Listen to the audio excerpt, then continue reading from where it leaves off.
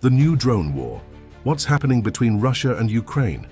In July 2025, Russia launched the largest drone attack in modern history, targeting Ukraine with over 700 drones and missiles in a single night. A bold and devastating move that has taken global tension to a new level.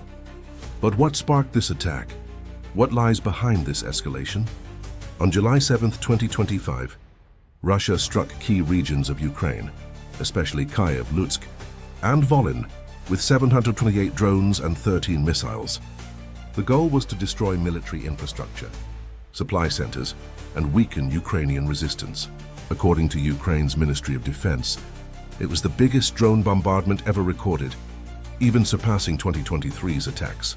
The primary drone used was the Shahed 136, supplied by Iran, known for its precision and destructive capacity. The context behind the attack involves two key developments: Ukraine's summer offensive gaining ground in Donetsk, increasing pressure on Russia through new EU sanctions and delays in US weapon shipments. One detail especially drew global attention. The attack came just hours after a call between Donald Trump and Vladimir Putin. Though the conversation hasn't been officially disclosed, many believe it involved symbolic messages about the war. Analysts see this offensive as a calculated political signal, a way for Putin to provoke the West and test the current balance of power. More than a military operation, the attack was symbolic, a message that Russia still holds strategic strength and that the West no longer dictates the rules alone. Drones have changed the face of war. They're cheaper than jets, harder to detect, and highly effective. Once used mainly for surveillance, they now lead massive assaults. Russia depends heavily on Iranian models, while Ukraine is developing its own and receiving NATO support, including AI-powered and kamikaze drones. Beyond the battlefield, drone warfare inflicts psychological terror.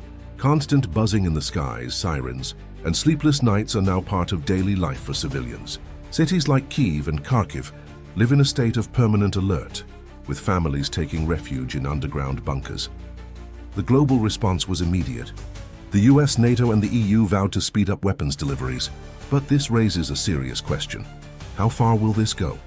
Could we see a direct counteroffensive, or even escalation into cyber or nuclear conflict? We are witnessing a new era of war, silent, remote, and dangerously advanced. The conflict in Ukraine is no longer just about borders. It reflects how the world is navigating power, technology, and global influence. What are we learning from this? And how long will we just watch without taking action?